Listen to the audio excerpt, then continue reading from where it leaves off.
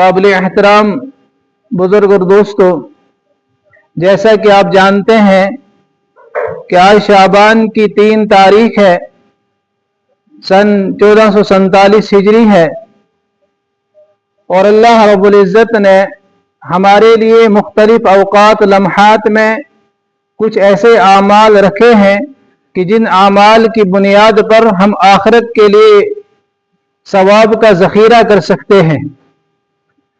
शाबानुल मुअज़्ज़म का महीना बहुत ही बाबरकत महीना है और बहुत ही अहमियत का महीना है, लेकिन हम इससे गाफिल हैं।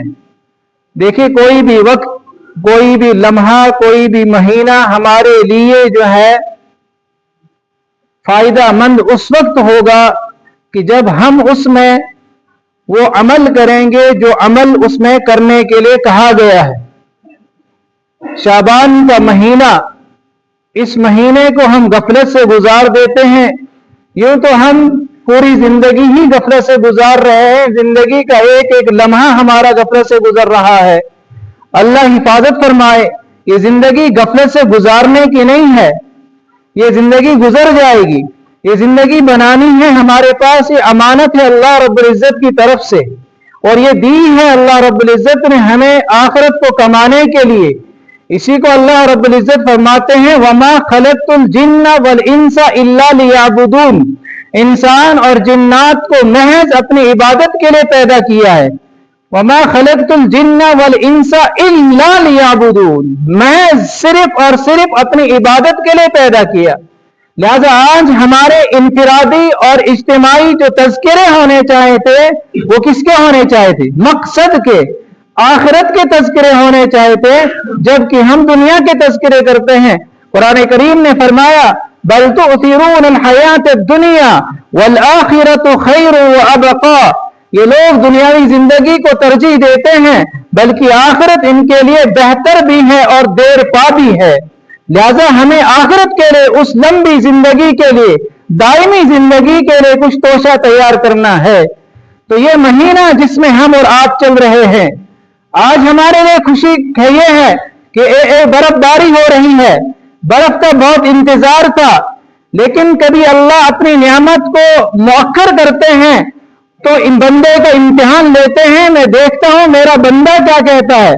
तो बहुत सारे बंदे, अल्लाह हिफाजत फरमाए, अपनी जुबानों से कुछ ऐसे कलिमात निकालते हैं कि जो कुफ्र का बाइस बनते हैं। कि थोड़ी सी ताखीर हो गई, न जाने किन किन का जो है ईमान इसी में चला गया होगा कि न जाने क्या क्या कलिमात अल्लाह अपनी कुदरत कामिला से बंदे के लिए जब जो हालत मुनासिब समझते हैं, अल्लाह ताला जो है वो हालत लाते हैं।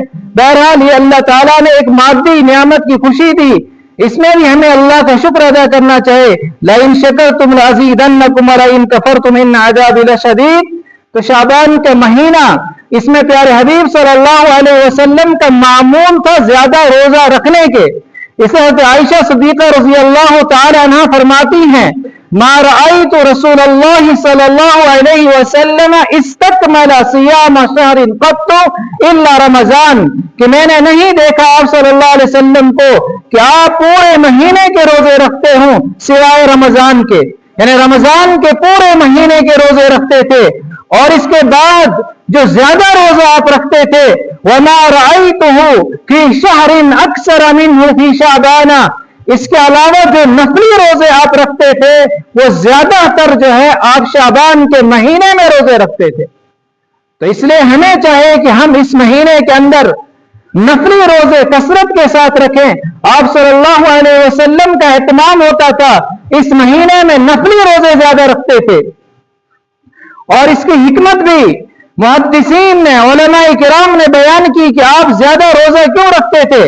फरमाया, इसके बाद चूंकि रमजान का महीना आने वाला है, तो रमजान मुबारक की ताजीम में और एक रूहानी तैयारी के एतबार से आप शाबान के महीने के रोजे रखते थे।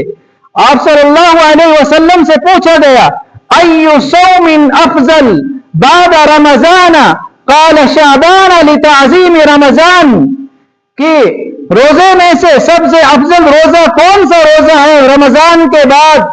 तो फरमाया शाबान के महीने के रोजे, رمضان کی تعظیم میں، تو گویا شعبان کے مہینے میں جو آپ روزے رکھتے تھے یہ رمضان کی تعظیم میں رکھتے تھے اور روحانی تیاری کرتے تھے.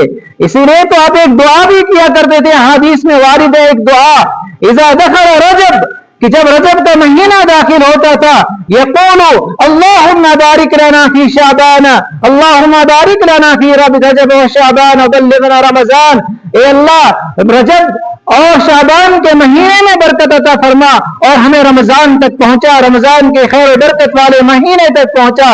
تو ایک وجہ تو یہ تھی رمضان کی تعظیم میں آپ شعبان میں روزے رکھتے تھے. اور دوسرا بعض روایات میں آیا، حضرت اسامہ بن زید رضی اللہ تعالیٰ عنہ سے مروی ہے، وہ فرماتے ہیں کہ آپ صلی اللہ علیہ وسلم نے فرمایا کہ رجب اور رمضان کے درمیان میں ایک مہینہ ہے شعبان کا مہینہ، لوگ اکثر اس کی فضیلت سے غافل ہیں، اس کی فضیلت سے غافل ہیں. یہ وہ مہینہ ہے کہ جس میں بندوں کے اعمال اللہ کی طرف اٹھائے جاتے ہیں. اس لیے میرا دل چاہتا ہے کہ میرے اعمال جب اللہ کے حضور میں پیش ہوں تو میں اس وقت روزے میں ہوں. ایک روایت میں تو یہ آیا، اور ایک روایت میں یہ آیا کہ ملک الموت کو جن لوگوں کی روحیں قبض کرنی ہوتی ہیں ان کی فہرست اللہ تبارک و تعالی جو ہے اسی مہینے میں جو ہے ملک الموت کے حوالے کرتے ہیں. تو آپ صلی اللہ علیہ وسلم نے چاہا کہ جب میرا نام ملک الموت کے پاس آئے تو اس میں روزے کی حالت میں ہوں، تو آپ نے روزے کی حالت کو پسند فرمایا. بلکہ اور ایک وجہ یہ بیان فرمائی، آپ صلی اللہ علیہ وسلم کی عادت تھی ہر مہینے میں 3 دن روزہ رکھنے کے، جن کو ہم ایام بیز کہتے ہیں. 13، 14 اور 15ویں تاریخ کو قمری اعتبار سے، چاند کے اعتبار سے 13، 14 اور 15 کو آپ صلی اللہ علیہ وسلم روزہ رکھتے تھے، اکثر آپ کا معمول تھا. لیکن کبھی یہ روزے قضا ہو جاتے تھے، پھر ان کی قضا آپ شعبان کے مہینے میں رکھتے تھے.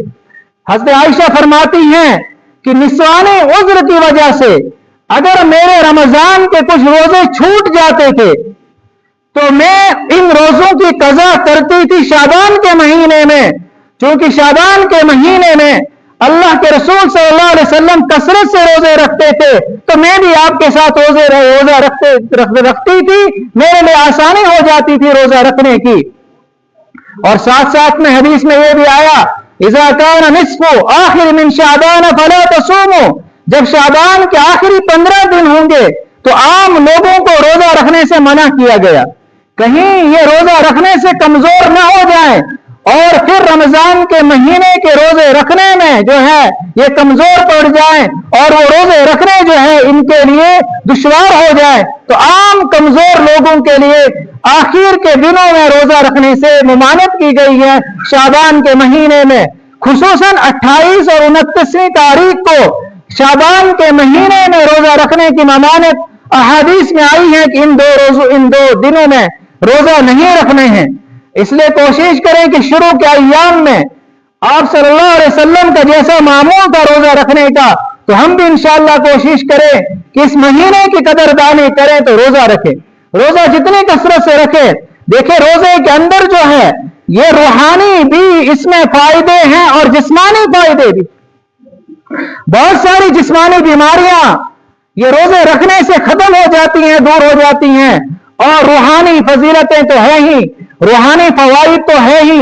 اللہ کے پیارے حبیب صلی اللہ علیہ وسلم نے جوانوں کی جماعت کو نصیحت فرمائی، یا معشر الشباب، اے جوانوں کی جماعت، من استطاع منکم الباءۃ فلیتزوج، جو روزہ رکھنے کی صلاحیت، جو نکاح کرنے کی طاقت رکھتا ہے اس کو چاہے کہ نکاح کر لے، اور جو ابھی نکاح کرنے کی طاقت نہیں رکھتا ہے فعلیہ بالصوم، اس کو چاہے کہ روزہ رکھے، فإنہ لہ بہ وجاء، اس لیے کہ روزے سے انسانی خواہشات جو ہے یہ کمزور پڑ جاتی ہیں، نفسانی خواہشات کمزور پڑ جاتی ہیں، تو بہت سارے گناہوں سے حفاظت ہوتی ہے.